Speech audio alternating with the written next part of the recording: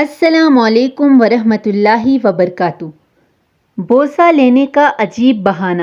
نبی کریم صلی اللہ علیہ وآلہ وسلم کی وفات کا وقت جب آیا، اس وقت آپ صلی اللہ علیہ وآلہ وسلم کو شدید بخار تھا۔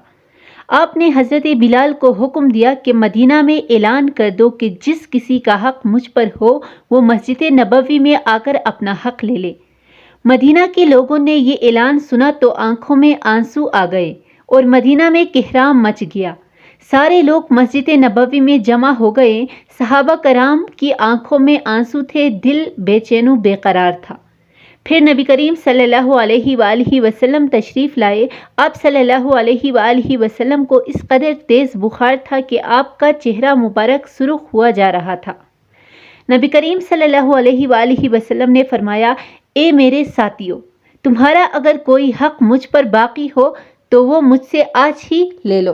میں نہیں چاہتا کہ میں اپنے رب سے قیامت میں اس حال میں ملوں کہ کسی شخص کا حق مجھ پر باقی ہو۔ یہ سن کر صحابہ کرام کا دل تڑپ اٹھا۔ مسجد نبوی میں آنسوؤں کا ایک سیلاب بہہ پڑا۔ صحابہ رو رہے تھے لیکن زبان خاموش تھی کہ اب ہمارے آقا ہمارا ساتھ چھوڑ کر جا رہے ہیں۔ اپنے اصحاب کی یہ حالت دیکھ کر فرمایا، اے لوگو، ہر جاندار کو موت کا مزہ چکھنا ہے۔ میں جس مقصد کے تحت اس دنیا میں آیا تھا وہ پورا ہو گیا۔ ہم لوگ کل قیامت میں ملیں گے۔ ایک صحابی کھڑے ہوئے، روایتوں میں اس کا نام عکاشہ آتا ہے۔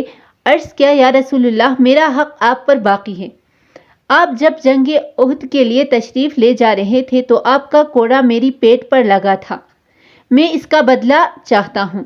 یہ سن کر حضرت عمر کھڑے ہو گئے اور کہا، کیا تم نبی کریم سے بدلہ لوگے؟ کیا تم دیکھتے نہیں کہ آپ صلی اللہ علیہ وآلہ وسلم بیمار ہیں؟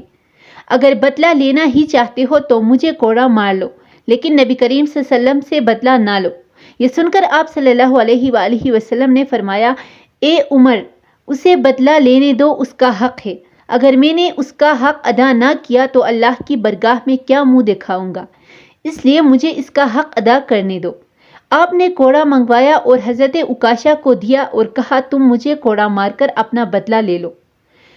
حضرت صحابہ کرام رضوان اللہ یہ منظر دیکھ کر بے تحاشا رو رہے تھے کہ حضرت عکاشہ نے کہا کہ اللہ کے رسول، میری ننگی پیٹ پر آپ کا کوڑا لگا تھا۔ یہ سن کر نبی کریم صلی اللہ علیہ وآلہ وسلم نے اپنا کرتا مبارک اتار دیا اور کہا، لو، تم میری پیٹ پر کوڑا مار لو۔ حضرت عکاشہ نے جب اللہ کے رسول کی پیٹ مبارک کو دیکھا تو کوڑا چھوڑ کر جلدی سے آپ کی پیٹ مبارکہ کو چوم لیا اور کہا، یا رسول اللہ، میری کیا مجال کہ میں آپ کو کوڑا ماروں۔ میں تو یہ چاہتا تھا کہ آپ کی مبارک پیٹ پر لگی مہر نبوت کو چوم کر جنت کا حقدار بن جاؤں۔